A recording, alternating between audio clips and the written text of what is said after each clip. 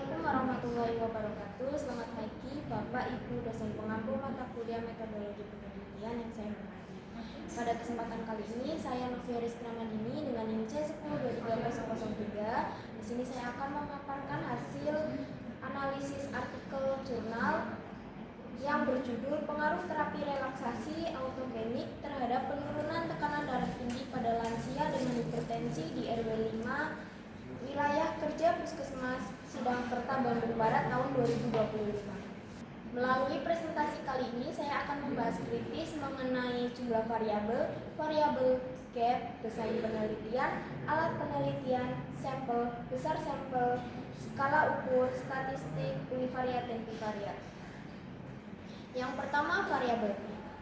Judul tersebut memuat dua variabel utama. Variabel pertama adalah terapi relaksasi autogenik yang berperan sebagai variabel independen karena merupakan perlakuan yang diberikan oleh peneliti. Variabel kedua adalah tekanan darah sistolik yang berfungsi sebagai variabel dependen karena menjadi hasil atau dampak yang diukur setelah perlakuan diberikan. Suatu variabel disebut variabel karena memiliki nilai atau kategori yang dapat diobservasi dan diukur, dan dalam konteks penelitian ini digunakan untuk menguji hubungan sebab akibat. Selanjutnya, gap penelitian. Gap penelitian dalam jurnal ini terletak pada paragraf ke-9 bagian pendahuluan. Tepatnya saat penulis menyampaikan hasil studi pendahuluan terhadap 10 orang lansia.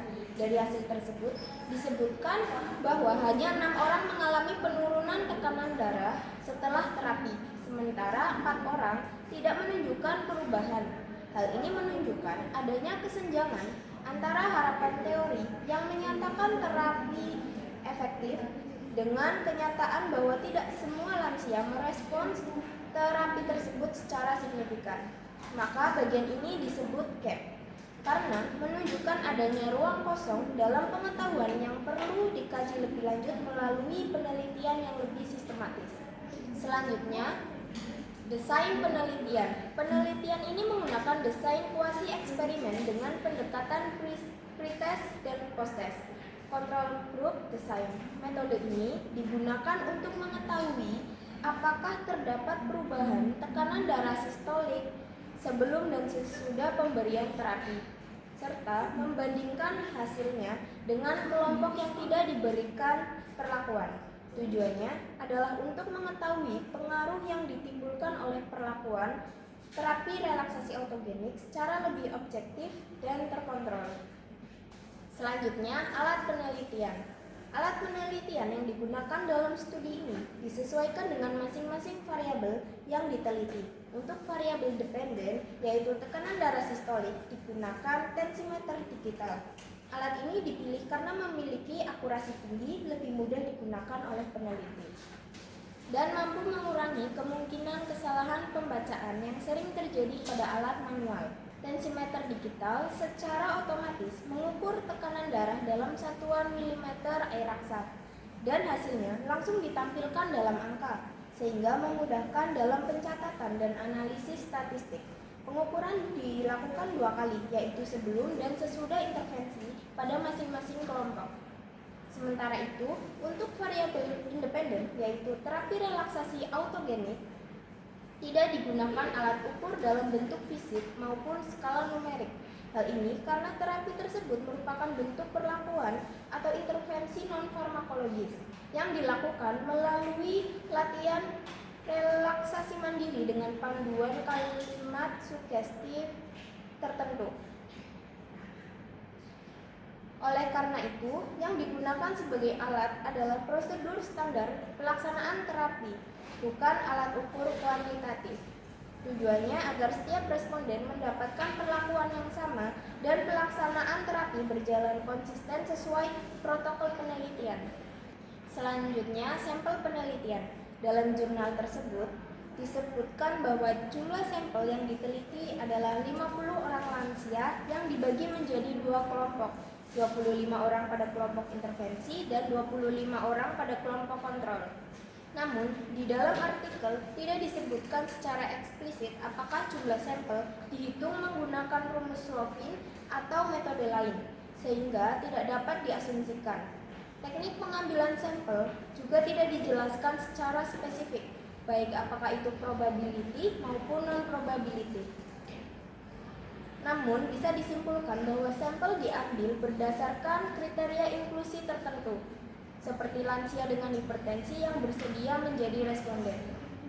Selanjutnya, skala ukur. Terkait skala ukur, variabel tekanan darah sistolik diukur menggunakan skala rasio karena memiliki nol absolut dan dinyatakan dalam angka milimeter air raksa. Sementara itu, variabel terapi relaksasi autogenik tidak diukur secara numerik, melainkan dikategorikan berdasarkan ada atau tidaknya pemberian terapi, sehingga termasuk dalam skala nominal.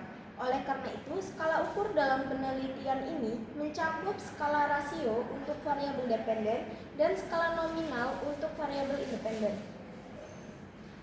Selanjutnya, statistik.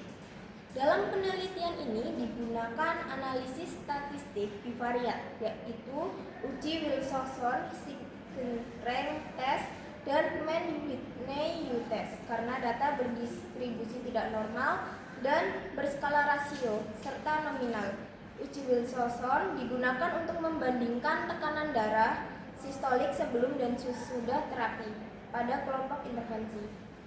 Karena datanya berpasangan, pre-test dan post-test pada individu yang sama. Sementara itu, uji Mann-Whitney digunakan untuk membandingkan hasil tekanan darah antara kelompok intervensi dan kontrol setelah perlakuan, karena kedua kelompok tersebut tidak saling berhubungan.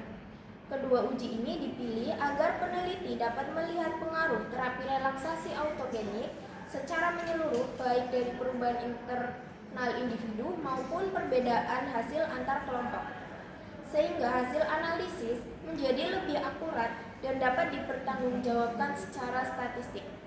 Demikian pemaparan yang dapat saya sampaikan mengenai hasil analisis artikel jurnal ini. Terima kasih atas perhatiannya. Wassalamualaikum warahmatullahi wabarakatuh.